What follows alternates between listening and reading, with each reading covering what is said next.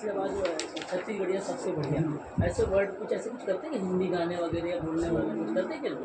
यही बता ये तो देखो पिछले वाला तो क्योंकि इंडियन बता रहा था अपने आप को, ये अपने आप को इंडियन नहीं बता। भी बहुत ज़रूरी है कि लगातार हम लोग इस तरह की केस स्टडीज़ को बार बार पब्लिक के जहन में लाएं ताकि वो थोड़े इस चीज़ को समझे।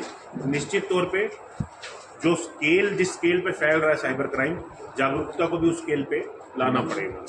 लेकिन इंडियन नाम से क्या, मैं यूके बेस्ड डॉक्टर हूँ, इंडियन हूँ, शादी के लिए करने के लिए, तो इनके मॉडस ऑपरेंडी भी चेंज होते रहते हैं।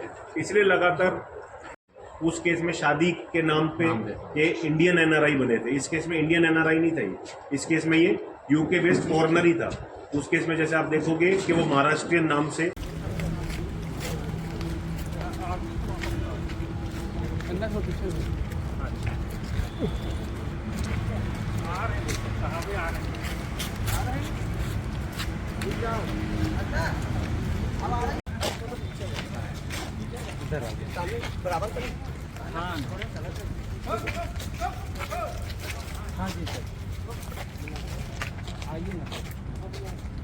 इसलिए लगातार जितनी जागरूकता हम लोग कर सकें, तो आप लोगों के माध्यम से भी बहुत ज़रूरी है कि लगातार हम लोग इस तरह की केस स्टडीज़ को बार बार पब्लिक के जहन में लाएं ताकि वो थोड़े इस चीज़ को समझे।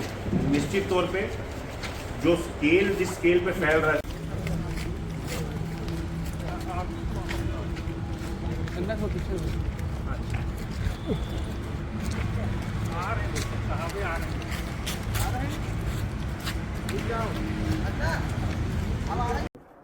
राजनांदगांव पुलिस लगातार साइबर सुरक्षा मिशन के अंतर्गत साइबर ठगों के खिलाफ कार्रवाई कर रही है। इसमें अंतर्राष्ट्रीय साइबर ठगों के गिरोह को भी पर्दाफाश करने में हम लोगों को सफलतापूर्व में भी मिली है। नाइजीरियन और कंबोडिया बेस्ड ठगों का और वहाँ के सिटीजन्स के द्वारा इंडियन रेजिडेंट्स के साथ ठगी करने के केसेस हमने पहले भी पकड़े हैं। इसी कड़ी में एक और बड़ी सफलता हम लोगों को 3 अंतर्राष्ट्रीय साइबर ठगों को पकड़ने में मिली है। तीनों को दिल्ली से पकड़ के लेकर आया गया है। ये लोग, एक जन इसमें आइवरी कोस्ट से है, स्टीफन, और किंग्सले और जॉर्ज, ये दोनों नाइजीरियन सिटीजन्स हैं।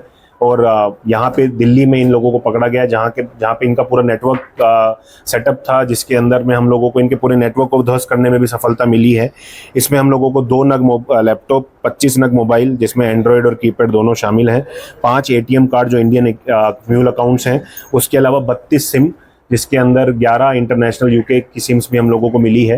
ये लोग अलग अलग सोशल मीडिया प्लेटफॉर्म्स के माध्यम से, जैसे वर्तमान में जो हमारे विक्टिम हैं जो जिस केस में, उसमें 1,23,700 रुपये की ठगी इन लोगों ने की। स्नैपचैट के माध्यम से इन्होंने फेक प्रोफाइल बना के यूके बेस्ड डॉक्टर्स को अपने आप को दिखाया और उसके ज़रिए इन लोगों ने विक्टिम के साथ संपर्क बनाया। फिर इमोशनल ब्लैकमेल और गिफ्ट भेजने के नाम से इन्होंने इतनी बड़ी राशि की ठगी की। ये लोग अपने तरफ से बताते थे कि विदेशी मुद्रा जैसे पाउंड्स और गिफ्ट्स भेजते थे, जिसको कस्टम्स पे रोक लिया जाता था। इन्हीं के गैंग के लोग कस्टम ऑफिसर बन के विक्टिम को फ़ोन करते हैं और फिर ये ठगी को अंजाम देते हैं। पब्लिक हमारी सबसे ये रिक्वेस्ट है कि सबसे पहले सोशल मीडिया अकाउंट्स जितने भी आपके हैं उनको उसमें अपनी प्रोफाइल को आप लोग पब्लिक ना करें, उसको प्राइवेट रखें। इनके मोडस ऑपरेंडी में एक चीज़ स्पष्ट सामने आती है कि पब्लिक प्रोफाइल होने की वजह से आपका जितना भी पर्सनल डेटा है ये बड़े आराम से इनको एक्सेस हो जाता है, जिसके बेस पे ये इमोशनल अटैचमेंट क्रिएट करने में इनको बहुत कम समय लगता है। तो आपका अकाउंट अगर प्राइवेट रहेगा तो ये आपकी डेटा को एक्सेस नहीं कर पाएंगे। दूसरा, अनजान लोगों की फ्रेंड रिक्वेस्ट एक्सेप्ट ना करें। इस तरह के ठग जनरली ऐसी फेक प्रोफाइल बनाते हैं जिसमें ये अपने आप को एनआरआई इंडियंस या फॉरेन में यूके बेस्ड डॉक्टर्स या बड़े बिजनेसमैन की प्रोफाइल बनाते हैं और उसके बेस पे ठगी करते हैं। तो इस तरह की ठगी से सावधान रहें। तीसरा, कोई भी एक्सपेंसिव गिफ्ट अगर फंसता है, आपको कोई भी कस्टम ऑफिसर फ़ोन नहीं करता है। ये इनका स्टैंडर्ड मॉडस ऑपरेंडी है, जिसके बारे में हम लोगों को अधिक से अधिक जागरूकता फैलानी चाहिए। अपने प्रियजनों के बारे को भी आप लोग इसके बारे में सचेत करें।